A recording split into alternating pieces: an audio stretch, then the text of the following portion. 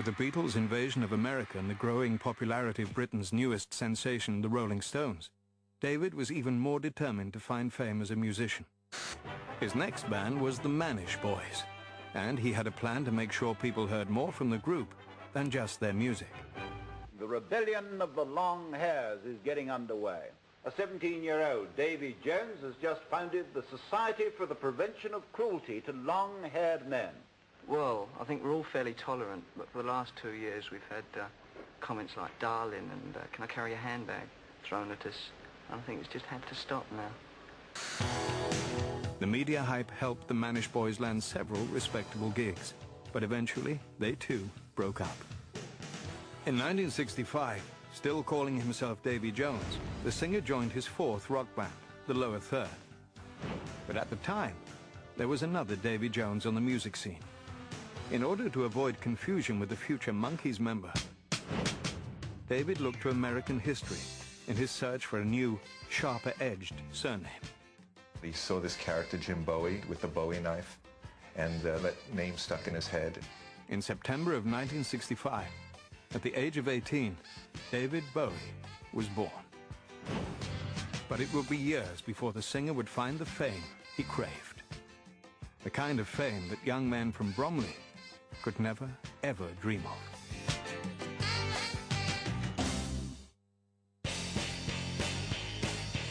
By 1966, the London scene was in full swing.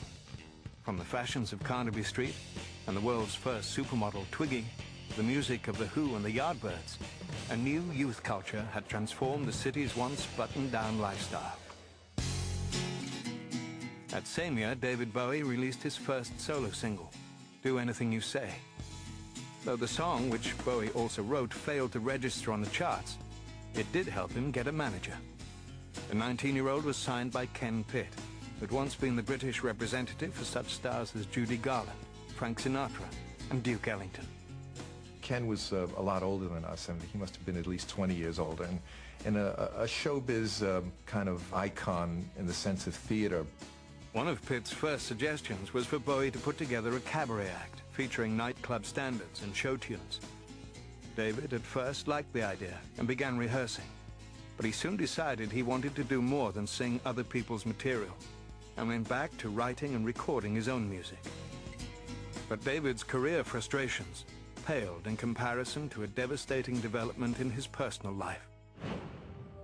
His 29-year-old half-brother Terry began exhibiting signs of schizophrenia.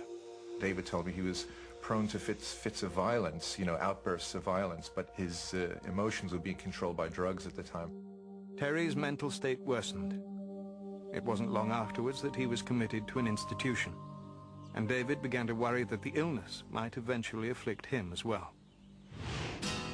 In September of 1966, David's manager lined up a contract for him with Derham Records. In light of Terry's situation, the good news was bittersweet.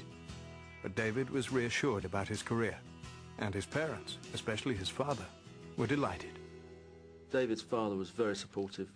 He did encourage him a lot with his music. Unfortunately, David's debut album, entitled David Bowie, sold poorly. The singer was discouraged, but his manager had more plans for him. Ken Pitt convinced his client to pursue acting in addition to music. And in 1967, David was cast as a drawing that comes to life in the short film The Image.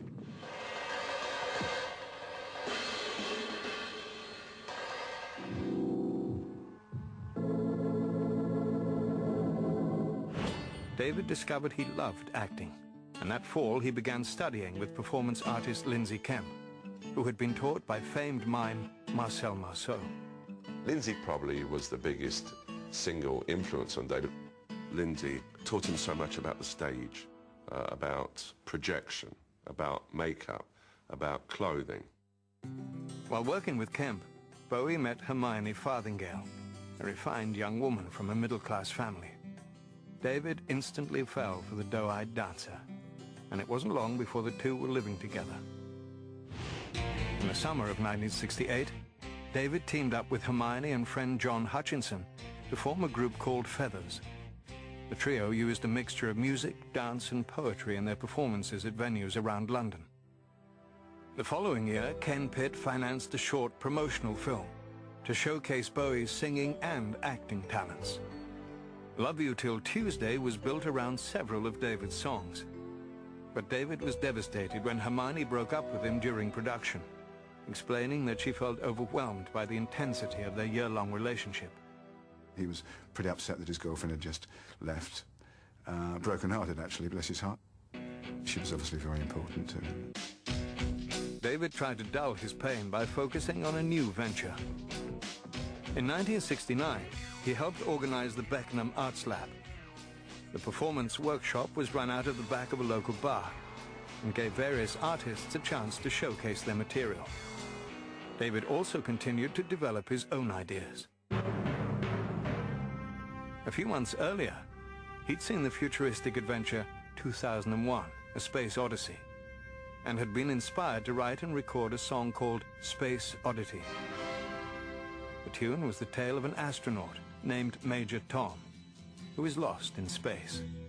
The single was released in July of 1969, just days before the first manned moon landing. Ground control to Major Tom. 7, 6, commencing countdown, engines on. 3, 2, check ignition, and may God's love be with you.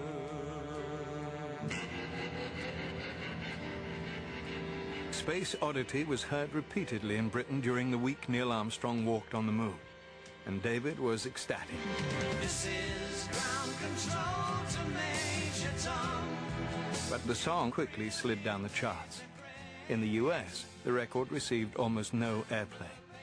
The fleeting taste of success both tantalized and frustrated David. Luckily, a new woman in his life helped distract him from his disappointment. Angie Barnett was an eager, aspiring singer who set out to play a role in shaping her new boyfriend's career. She was a very foot-forward American girl who was larger than life in her approach.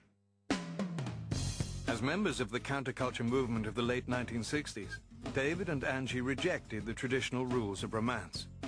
Though they were a committed couple, they were free to date others if they wanted. Soon after meeting, David and Angie traveled to Malta for an international music competition. David's song, When I Live My Dream, from his debut album, had been entered in the contest and was singled out as Best Produced Record. It was the first award he'd ever won, and he took it home to his dad so he could sort of legitimize, look, Dad, I won this award. I'm not just this old long-haired wanker. But within days of David's receiving his first professional recognition as an artist, his father, Hayward Jones, died of pneumonia following a sudden illness. David took it like a man. He went and arranged all the funeral arrangements, and he took the responsibility from his mother, and it's quite amazing the way he handled it. If he had any emotional response, he was careful not to show it. In September 1969, as David was coping with the loss of his father, Space Oddity renewed momentum and climbed the British charts, reaching number 5.